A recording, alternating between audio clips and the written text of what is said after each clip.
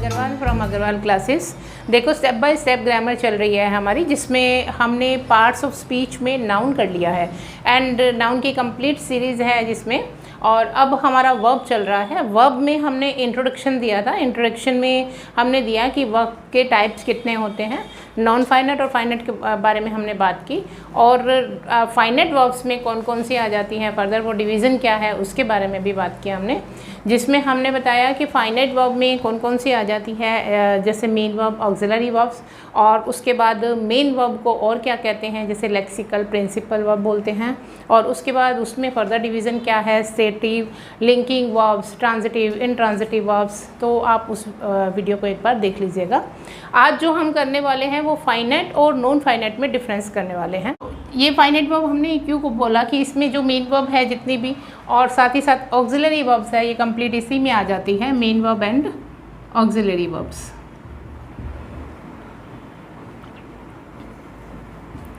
Auxiliary verb सारी इसमें आ जाती है। अब मेन वर्ब में की कौन सी, देखिए मेन वर्ब में हमारे पास बेसिकली क्या होता है कि हमारे पास एक बेस फॉर्म होती है। सबसे पहले हम बेस फॉर्म की बात कर लें। एक बेस फॉर्म होती है जिससे हमारी सारी फॉर्म्स बनती हैं। पहले अगर V1 कहते हैं कि V1 है हमारे पास, तो V1 में भी हमारे पास फिर दो हो जाती है, एक सिंगुलर और एक प्लूरल। एक सिंगुलर होती है और एक प्लूरल होती है। सबसे पहले हमारे पास वो प्लूरल फॉर्म में रहती है और उसके बाद हम इसे S या ES लगाकर सिंगुलर बनाते हैं। और एक हमारे पास होती है V2 और उसके बाद हमारे पास आया V3, ठीक है।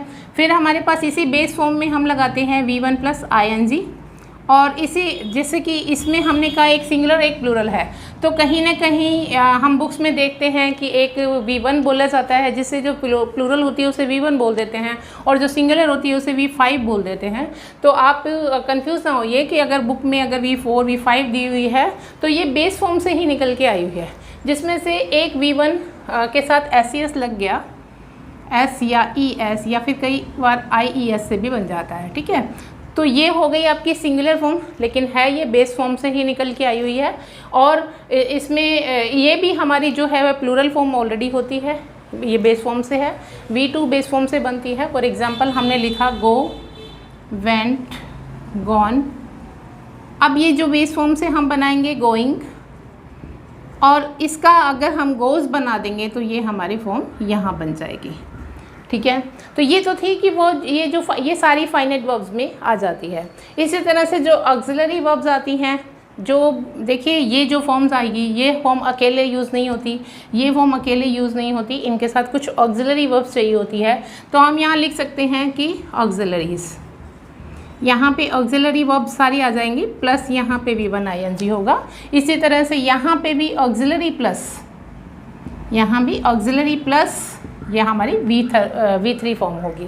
तो ये तो था कि भी हम किस तरह से वर्ब जो है हमारी फाइनेट में जाएगी और नॉन फाइनेट में हमारी कौन सी वर्ब्स जाएंगी, देख लेते हैं अब एक बार।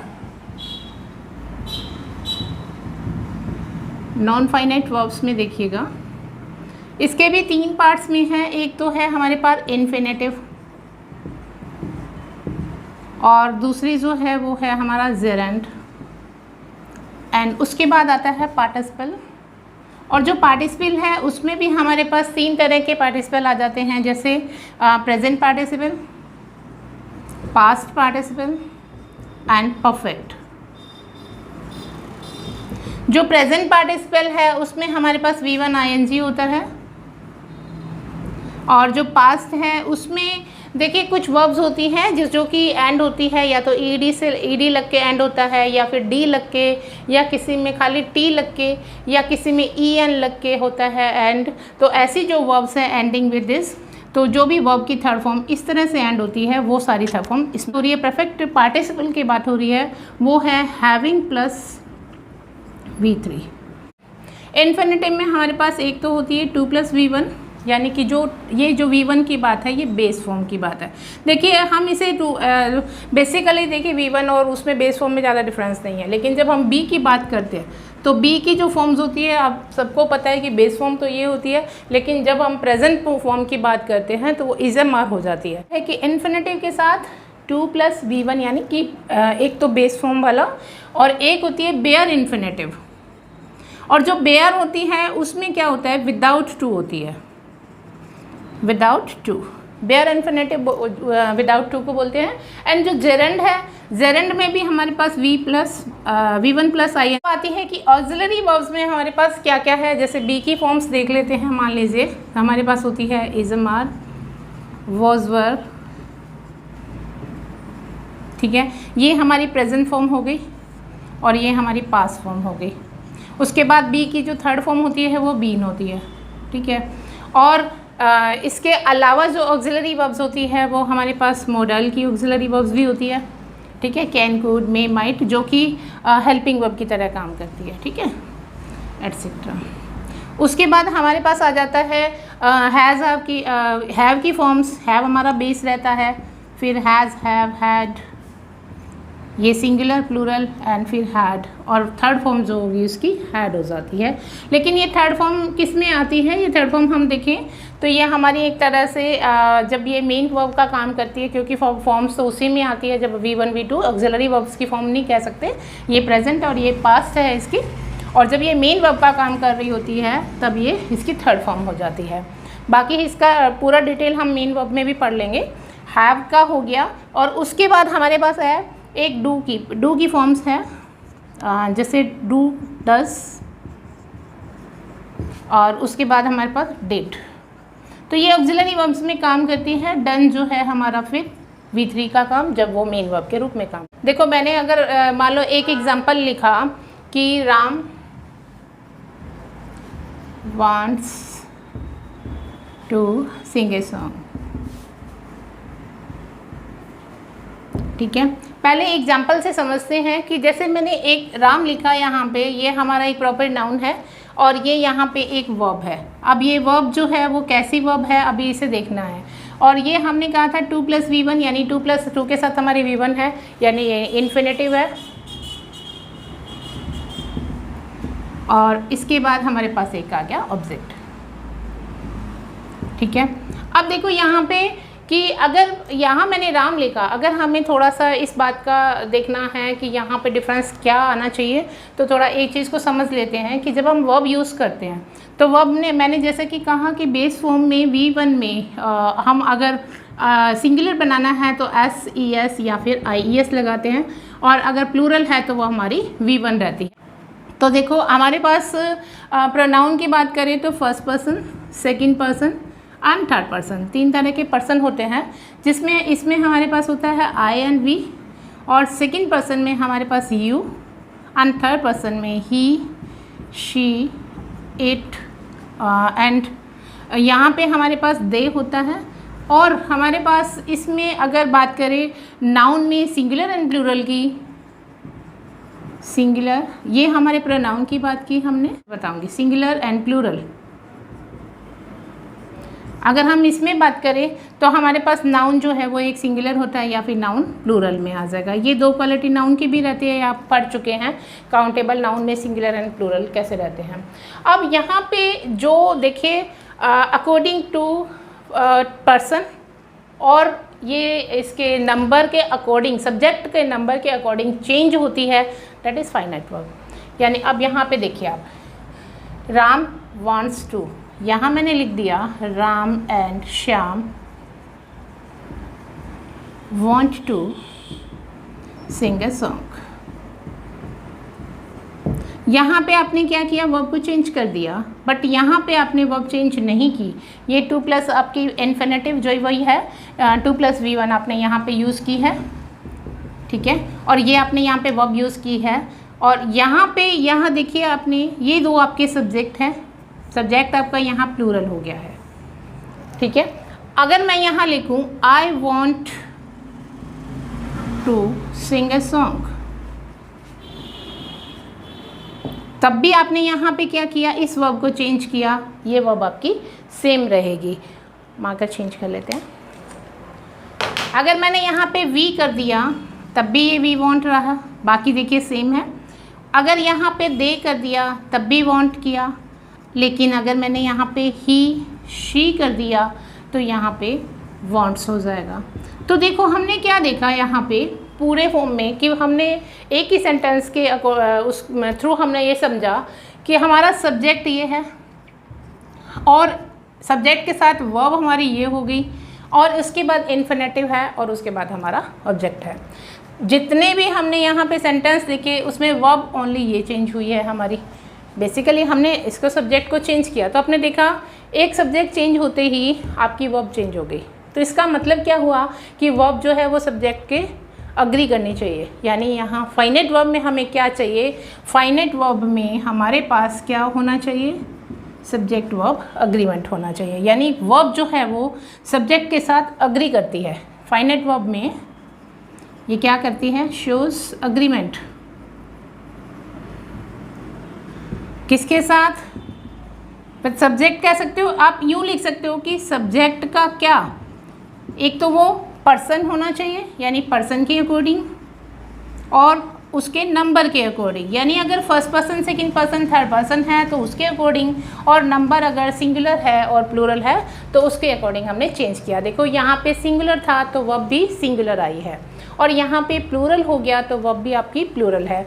और यहाँ पे देखिए कि फर्स्ट पर्सन, यहाँ थोड़ा सा मैं बता दूँ कि किसके साथ हम सिंगुलर यूज़ करते हैं। देखो नाउन में तो क्लियर हो गया कि अगर सिंगुलर नाउन है तो सिंगुलर वर्ब यूज़ कर दीजिए, और अगर प्लूरल नाउन है तो प्लूरल वर्ब यूज़ कर लीजिए, ठीक है। लेकिन first person, second person, third person में हम क्या कर रहे हैं, सेकंड पर्सन, थर्ड पर्सन में देखिए आई और we, first person, second person, ये कंप्लीट जो है वो आपका इसको ले लीजिए और एक इसको प्लूरल को छोड़ दीजिए। ये हमारी थर्ड पर्सन प्लूरल है। तो हमें इतना याद रखना है कि थर्ड पर्सन सिंगुलर, यानी थर्ड पर्सन सिंगुलर में हमारे पास आ जाता है ही, शी, इट, इतना याद रखना है। तो जो थर्ड पर्सन सिंगुलर है वो वर्ब की हमारी कौन सी फॉर्म लेगा, एस फॉर्म लेगा। यानी हमारे पास यहाँ पे सिंगुलर वर्ब यूज़ होगी। यहाँ आप प्लूरल वर्ब यूज़ करेंगे। आई थोड़ा एक्सेप्शनल है, आई जैसे पास्ट में सिंगुलर। देखिए इसमें आपको ये चीज़ क्लियर है। अब देखो कि जो हमने टू सिंग लिखा था ये कहीं चेंज नहीं हुई, कहीं चेंज नहीं हुई है। इसका मतलब क्या हुआ कि ये हमारी नॉन फाइनाइट वर्ब है। हमने लिख ही लिया है। इन्फिनेटिव, इन्फिनेटिव मतलब जो हमारी उसमें नॉन फाइनाइट में आ जाती है। और जो अकॉर्डिंग टू, देखो एक क्वालिटी क्या निकल के आई कि फाइनाइट वर्ब जो है वो अग्रीमेंट शो करती है किसके साथ, पर्सन के साथ और नंबर के साथ, ठीक है, सब्जेक्ट के, पर्सन और नंबर के साथ। लेकिन नॉन फाइनाइट वर्ब जो है वो do not show any, non finite verbs do not show any agreement with the subject. Subject के कोई नंबर के साथ उसका कोई भी अग्रीमेंट नहीं है, कोई ज़रूरत नहीं है कि नंबर के अकॉर्डिंग वो चेंज हो रही है, और ना ही वो पर्सन के अकॉर्डिंग चेंज हो रही है। तो नेक्स्ट मैं एक सेंटेंस लिख रही हूँ कि ही, हमने उधर लिखा था ही वॉन्ट्स लिखा। अब हमें यहाँ पे अगर ही वॉन्टेड करना है तो हमने he wanted to sing a song. अब आप यहाँ पे देखोगे कि यहाँ अगर मैं ये नहीं चेंज करूँ और मुझे सिर्फ यहाँ पे टेंस से ये वर्ब चेंज करनी हो, क्योंकि देखो टेंस जो है वो में हम जितना भी करेंगे main verb and auxiliary verbs ही चेंज करेंगे। बाकी हमारे ये सारा खेल ही main verb and auxiliary verbs का रहेगा। तो इसमें देखो बेस काफ़ी आपको मैं बता रही हूँ कि इसी से बन जाएगा अगर ध्यान से अगर हम इसे देखते हैं। तो he wanted to sing a song, again ये फाइनाइट वर्ब है आपकी। और यहाँ पे मान लीजिए मैं एक और वर्ड लिखना, ही इज़ अ टीचर लिखूँ, ताकि आपको मैं ये भी बता दूँ कि बी की फॉर्म भी यहाँ पे काम कर सकती है, खाली मेन वर्ब ही नहीं है। और ही अगर वो अभी टीचर है तो पहले वो ही वॉज ए स्टूडेंट। तो आपने देखा कि मैंने यहाँ से ही को नहीं हटाया, फिर भी वर्ब मुझे चेंज करनी पड़ी, ठीक है। ये तो मैंने यहाँ पे लिंकिंग वर्ब के साथ यूज़ कर दिया, और ये मैंने यहाँ पे जो है वो मेन वर्ब के साथ, यानी फाइनाइट वर्ब ये भी है और ये भी है, जो भी चेंज होएगी अकॉर्डिंग टू टेंस। पहला हमने देखा कि अकॉर्डिंग टू सब्जेक्ट, यानी सब्जेक्ट के साथ अग्री करनी चाहिए। दूसरा हमने देखा कि टेंस के, इस पे टेंस से भी इफेक्ट पड़ेगा। टेंस के अकॉर्डिंग अगर पास है तो पास में जाएगी। जैसे मैंने ही इज़ गोइंग किया, मान लीजिए कहीं भी जा रहा है वो, ही इज़ गोइंग कहीं भी जा रहा है। अगर मुझे यहाँ वॉज करना है तो वॉज गोइंग हो जाएगा, बट टेंस का फ़र्क पड़ रहा है इनसे, ठीक है। और अगर मुझे जैसे वांटेड का हैड वांटेड कुछ लिखना होता तो मुझे यहाँ पे सिर्फ फाइनाइट वर्ब को ही चेंज करना होता। तो इससे ये तो क्लियर है कि जो फाइनाइट वर्ब है नंबर 1 पे हमने देखा कि सब्जेक्ट के अकॉर्डिंग, उसके पर्सन नंबर के अकॉर्डिंग चेंज होती है। नंबर 2 हमने देखा कि अकॉर्डिंग टू टेंस चेंज होती है। अब यहाँ पे अगर एक सेंटेंस देखें, जैसे मैंने पहले भी लिखा, he wants to sing a song, तो आप देखो कि इसका अपना कोई एक सब्जेक्ट नहीं है। इस वर्ब का देखिए, हर वर्ब का एक सब्जेक्ट रहेगा, तो ये वर्ब का यहाँ पे ये सब्जेक्ट है, बट इसका कोई भी सब्जेक्ट नहीं है। इसका मतलब इसे सब्जेक्ट की ज़रूरत नहीं है, पर्टिकुलर इसका कोई सब्जेक्ट नहीं होता है। बिना फाइनाइट वर्ब के आपकी कंप्लीट नहीं होता कोई सेंटेंस। मान लो फाइनाइट वर्ब हम हटा देते हैं यहाँ से, तो ही टू सिंग ए सॉन्ग कोई वर्ब नहीं बनेगी। इसके लिए इसको एक फाइनाइट वर्ब का होना ज़रूरी है, ठीक है। इसी तरह से ही वांट्स टू सिंग में ले लीजिए, तो फाइनाइट वर्ब का होना ज़रूरी है। फाइनाइट वर्ब के साथ या तो एक सब्जेक्ट, जैसा कि स्टार्टिंग से हम पढ़ते आ रहे हैं, किसी भी सेंटेंस को बनाने के लिए दो चीज़ जो नेसेसरी है, that is subject and verb. अब ये जो सब्जेक्ट है वो इम्प्लिसिट भी हो सकता है और एक्सप्लिसिट भी हो सकता है। इम्प्लिसिट का मतलब होता है कि जो मतलब नॉट क्लियर, एंड एक्सप्लिसिट होता है जो क्लियरली हमें पता लगता है, जो कि हमें इम्प्लिसिट हमें मिल जाता है इम्पेरेटिव सेंटेंसेस के अंदर। तो मैं आपको बता दूं कि एक सेंटेंस हम लिख लेते हैं, जैसे मान लो मैंने लिखा गो टू स्कूल या शट द डोर। तो इसमें क्या है, यू हमारा हिडन रहता है। इम्प्लिसिट जैसे हम क्या देते हैं, इम्प्लिसिट एंड एक्सप्लिसिट, तो हिडन या तो हिडन दिखेगा रहेगा अंदर, जैसे यू रहता है उसमें इम्पेरेटिव सेंटेंसेस में, और बाकी सेंटेंसेस में हमारे पास असर्टिव, इंटरोगेटिव, इन सब में हमारे पास एक्सप्लिसिट होता है, हमारे पास क्लियर होता है, ठीक है। इसका एक ओवरव्यू ले लेते हैं, जो डिफरेंस हमने किया। देखिए फाइनाइट वर्ब, फाइनाइट वर्ब्स में हमने देखा कि शोज एग्रीमेंट विद सब्जेक्ट, और सब्जेक्ट में हमारे पास दो चीज़ों के साथ इसका एग्रीमेंट रहा था, एक तो पर्सन के साथ और एक इसमें हो जाता है नंबर के साथ। पर्सन में हमने देखा कि first person, second person and third person, ठीक है। और नंबर में हमारे पास हो जाता है सिंगुलर एंड प्लूरल।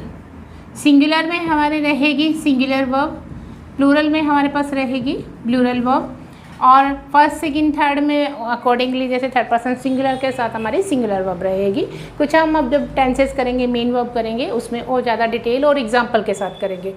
तो इसमें नंबर पहला जो था डिफरेंस यही था कि ये अग्रीमेंट दिखाता है इसके साथ, और जो नॉन फाइनाइट है इसकी अपोजिट है, इसमें ये हो जाएगा डू नॉट शो एग्रीमेंट। किसके साथ, विद सब्जेक्ट, और सब्जेक्ट का अगेन वही आ जाएगा यहाँ पे पर्सन एंड नंबर, ठीक है। तो इसके साथ आपका इसमें एग्रीमेंट नहीं होगा। एंड यहाँ पे नंबर 2 पे आ जाता है कि ये टेंस के अकॉर्डिंग चेंज होगी, ठीक है, चेंज अकॉर्डिंग टू टेंस, और do not change according to tense, यहाँ से ले लीजिएगा आप। और एक और हमने देखा कि इसमें हमारे पास इसका खुद का एक सब्जेक्ट रहता है, हैव इट्स ओन सब्जेक्ट। अगर हम हैव लिख रहे हैं तो देयर हो जाएगा देयर ओन सब्जेक्ट। इनके अपने सब्जेक्ट्स होते हैं, जितने भी वर्ब्स हम जितने भी सेंटेंस में यूज़ करेंगे, और इनका अपना कोई सब्जेक्ट नहीं होता है। Do not have on subject, मतलब रिक्वायरमेंट नहीं है कि इनका एक सब्जेक्ट होना चाहिए, ऑन सब्जेक्ट। अब मान लीजिए कि हमने कहा कि एक अपना सब्जेक्ट होता है, वर्ब होती है, तभी एक सेंटेंस कंप्लीट होता है। तो इस प्रॉपर्टी के कारण हम इसे कह सकते हैं कि एक तरह से तो ये इनकम्प्लीट वर्ब हो गई, इनकम्प्लीट वर्ब है। क्यों? क्योंकि इसके पास अपना सब्जेक्ट और नहीं होगा, और ये विदाउट फाइनाइट वर्ब भी अपना कंप्लीट नहीं कर सकती। और ये एक कंप्लीट वर्ब है, ये एक इंडिपेंडेंट क्लॉज या एक सेंटेंस बना सकती है, इंडिपेंडेंट क्लॉज और सेंटेंस बना सकता है, ठीक है। यानी सिंपल सेंटेंस बना सकता है ये अपना, और ये नहीं बना सकता, ठीक है। इसमें ये हमें ज़रूरत पड़ेगी एक फाइनाइट वर्ब की, तभी ये आपका सेंटेंस जो है वो कंप्लीट होगा। तो ये आपको क्लियर हुआ कि अगर हमें कोई भी सेंटेंस बनाना है तो जब हम बात करते हैं, शुरू से ही हम बात करते आ रहे हैं कि एक सेंटेंस बनाने के लिए हमें एक वर्ब चाहिए होती है। वर्ब भी कौन सी चाहिए होती है? Finite verb. तो आई होप ये आपको क्लियर है कि किस तरह की वर्ब हमें चाहिए होती है। अगर आपको वीडियोस पसंद आ रही है तो आप इसे लाइक भी ज़रूर कीजिए, कमेंट बॉक्स में भी बताते जाइए और अपने दोस्तों के साथ इसे शेयर करना ना भूलें। Thank you for watching.